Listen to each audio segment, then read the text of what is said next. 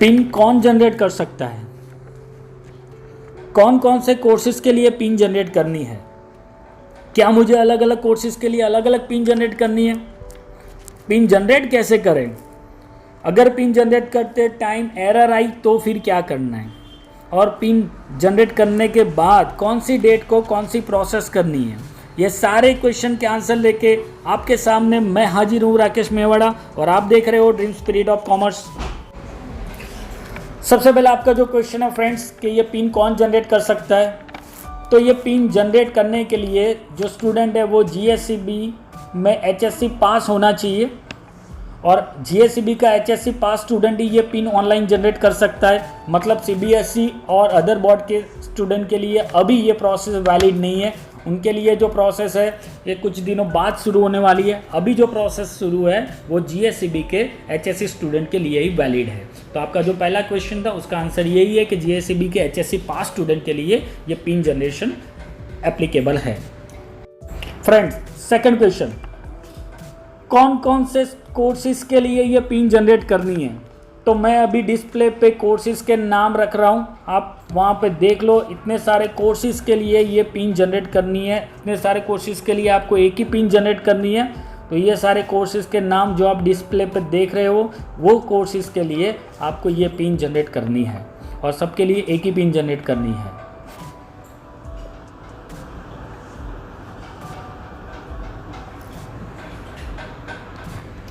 Friends, आपका third question है क्या अलग अलग कोर्सेज के लिए अलग अलग पिन लेनी है? तो उसका आंसर है नहीं, सारे कोर्सेज के लिए आपको एक ही पिन लेनी है। एक ही पिन में सब रजिस्ट्रेशन करना है।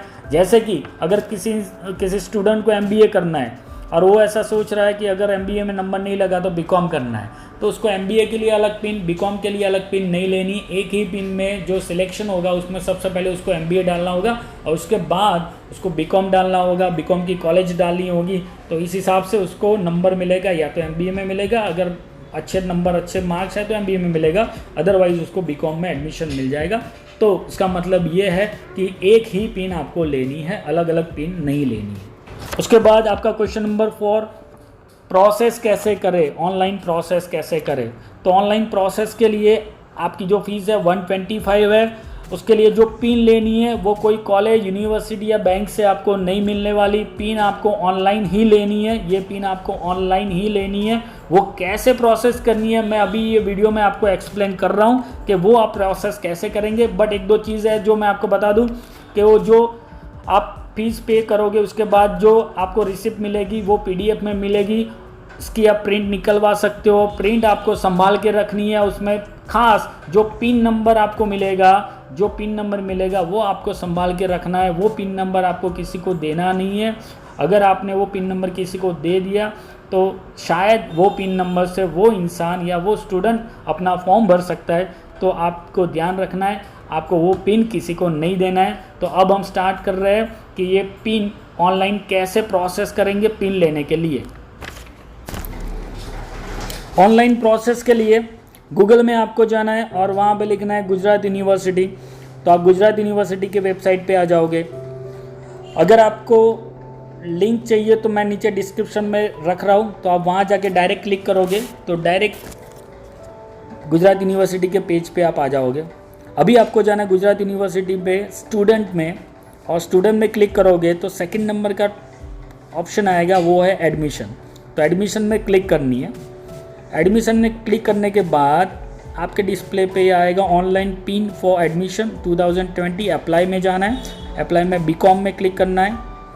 बीकॉम में क्लिक करके ये स्क्रीन आएगी। वहाँ पे 3-4 चीज़ें हैं। फर्स्ट है नेम है, सेकंड मोबाइल नंबर है, थर्ड है ईमेल, फॉर्म टैक्स है। उसके बाद आपको पे नाउ में जाना है। तो सबसे पहले आपको नेम में आपका नाम लिखना है। नाम लिखते समय ध्यान रखना है कि मार्कशीट में जो नाम आता है आपका वही नाम आपको यहाँ पे लिखना है। मार्कशीट में जो नाम आपका लिखा हुआ आता है, अभी जो बोर्ड का जो रिज़ल्ट आया उसमें जो मार्कशीट के ऊपर आपका जो नाम है वही नाम आपको यहाँ पे लिखना है। उसके बाद मोबाइल नंबर। तो मोबाइल नंबर में आपको ध्यान रखना है कि वो मोबाइल नंबर लिखना है जो आप 2-3 महीने के अंदर वो मोबाइल बंद नहीं होना चाहिए। जो मोबाइल आपका रेगुलर है, जो रेगुलर चल रहा है, वो सिम जो आपका 2-3 महीने में बंद हो जाए, ऐसा सिम नहीं डालना है, क्योंकि गुजरात यूनिवर्सिटी की ओर से जो अपडेट OTP सब जो आएगा वो यही नंबर पे आएगा। सो नंबर आप डालो तो ध्यान रखना है वो नंबर कंटिन्यू होना चाहिए। उसके बाद मेल ID और उसके बाद जो इमेज है वो डाल के क्लिक करना है। क्लिक करने के बाद ऐसी डिस्प्ले आ जाएगी। डिस्प्ले में serial number, fees amount, description और नाम आएगा, नेम लिख के आएगा। अब उसमें आपको सबमिट टू प्रोसेस में जाना है। तो वहाँ पे जब आप क्लिक करोगे तो उसके बाद एक नया पेज आएगा, तो सबमिट टू प्रोसेस में क्लिक करना है। क्लिक करने के बाद एक पेज आएगा जहाँ पे लिखा होगा बिलिंग इन्फॉर्मेशन, अमाउंट 125 और ऑर्डर नंबर, जो भी आपका ऑर्डर नंबर आएगा वो वहाँ पे लिखा होगा। अब आपको पेमेंट करना है। पेमेंट करने के लिए आपके पास बहुत सारे ऑप्शन है, जैसे कि आप क्रेडिट कार्ड से पेमेंट कर सकते हो, आप नेट बैंकिंग से पेमेंट कर सकते हो, आप डेबिट कार्ड से पेमेंट कर सकते हो। यहाँ पे हम डेबिट कार्ड से पेमेंट कर रहे हैं, तो डेबिट कार्ड से पेमेंट की प्रोसेस बता रहे हैं। अब कौन से डेबिट कार्ड से आप पेमेंट कर रहे हो वो प्रोसेस। उसके बाद यहाँ पे आपको कार्ड नंबर लिखना होगा, जो भी आपका कार्ड नंबर है वो लिखना होगा। एक और बात बता दूँ, जिस स्टूडेंट का आप फॉर्म भर रहे हो ज़रूरी नहीं है कि उसके अकाउंट से ही आप पेमेंट करो, आप किसी के भी अकाउंट से ये पेमेंट कर सकते हो। ज़रूरी नहीं है कि जिसका फॉर्म भर रहे हो उसका ही कार्ड होना चाहिए, उसके कार्ड से ही पेमेंट हो, ऐसा नहीं है, किसी के भी कार्ड से आप पेमेंट कर सकते हो। तो ये फॉर्मेलिटीज़ कंप्लीट करने के बाद कंफर्म पेमेंट पे जाना है। कंफर्म पेमेंट पे जाने के बाद वहाँ से एक OTP आएगा, तो जिसका कार्ड होगा उसके मोबाइल नंबर में वो OTP आएगा, वो OTP आपको यहाँ पे डालना है और फिर सबमिट कर देना है। सबमिट करने के बाद पेमेंट अगर आपका सक्सेसफुल हो गया तो स्क्रीन आएगी ऐसी, जहाँ पे रिसिप्ट होगी, और ये रिसिप्ट में आपका पिन नंबर, सीरियल नंबर, आपका नाम, mail ID, fees, transaction ID, सारी डिटेल होगी। ये डिटेल आप प्रिंट भी कर सकते हो। राइट साइड पे ब्लू कलर में प्रिंट का एक ऑप्शन आता है, और आपके मोबाइल पे भी ये डिटेल आ जाती है। SMS से आपके पास कंफर्मेशन आ जाती है। फ्रेंड्स, ये तो थी ऑनलाइन पिन लेने की ट्रांजैक्शन की प्रोसेस। बट अगर ऑन ट्रांजैक्शन आपको कोई क्वेरी आई या कोई प्रॉब्लम आई तो आपको क्या करना है, तो स्क्रीन पे वो प्रोसेस पूरी लिखी हुई है, तो आप देख सकते हो। आपको क्या करना है, student name, mobile number, date of transaction, course name, amount, bank name, payment date, transaction ID, total attempt, success और अनसक्सेस ट्रांजैक्शन, ये सारी डिटेल के साथ एक मेल करना है, जिसका मेल ID भी स्क्रीन पे आपको दिख रहा है, तो उसके ऊपर आपको मेल करना है। तो ये थी प्रोसेस। अगर आपका पिन अनसक्सेस बता रहा है तो आपको क्या करना था। फ्रेंड्स, अब तक हमने ऑनलाइन प्रोसीजर देख ली कि पिन लेने के लिए प्रोसेस क्या करना है, अगर पिन में एरर आए तो क्या करना है, पिन लेने के बाद कौन कौन सी डेट को कौन कौन सी प्रोसेस आपको करनी है, ये हम समझ ले। तो सबसे पहले तो मैं बता दूं, पिन आप कौन सी डेट तक ले सकते हो। 19 जून टू 1 जुलाई के बीच में आपको पिन मिलेगी। ऑनलाइन पिन जो आपको मिलने वाली है वो 19 जून टू 1 जुलाई के बीच में मिलेगी। फिर सेकंड जो स्टेप है आपका वो है online registration and choice filling. मतलब आपको जो एप्लीकेशन करनी है वो ऑनलाइन एप्लीकेशन आपको 20 जून टू 2 जुलाई के बीच में करनी है। 20 जून टू 2 जुलाई के बीच में ये प्रोसीजर में आपको क्या करना है, आपको जो कोर्स सिलेक्ट करना है वो कोर्स रिलेटेड जो जो चॉइसेस है कॉलेज की, उसमें से आपको जो चॉइस करनी है कॉलेज वो आपको चॉइस करनी है, वो चॉइस फिलिंग में आपको वो कॉलेज डाल देनी है। तो जो जो कॉलेज आपको पसंद है, जो कॉलेज में आपका नंबर आ सके ऐसा है, वो कॉलेज आपको चॉइस फिलिंग में डाल देनी है। ये सेकंड प्रोसेस थी। उसके बाद थर्ड प्रोसेस है कि provisional merit on website. Provisional merit rank आएगा हर स्टूडेंट का, और वो रैंक स्टूडेंट को जब ऑनलाइन प्रोसेस करेंगे तब उसका खुद का एक लॉगिन आईडी मिलेगा। तो वो लॉगिन आईडी में जाके स्टूडेंट अपना एक प्रोविजनल मेरिट रैंक देख सकता है। तो ये जो प्रोसेस थी वो 5 जुलाई को है, उसके बाद प्रोसेस नंबर 4 जो है, अगर आपका रैंक जो आया मेरिट रैंक उसमें कोई एरर है या रैंक नहीं आया तो उसके लिए आपको एक मेल करना पड़ेगा। अगर उसमें कोई प्रॉब्लम आई तो आपको मेल करना है, ये मेल आईडी पे आपको वो मेल करना है और वो मेल करने की डेट है 6 to 7 जुलाई 2020। 6 to 7 जुलाई 2020 के बीच में आपको वो मेल करके आपका जो भी प्रॉब्लम है वो वहाँ से सॉर्ट आउट हो जाएगा। उसके बाद स्टेप नंबर 5 में final merit and college allotment university की ओर से आएगा, जिसको मॉक राउंड कहते हैं।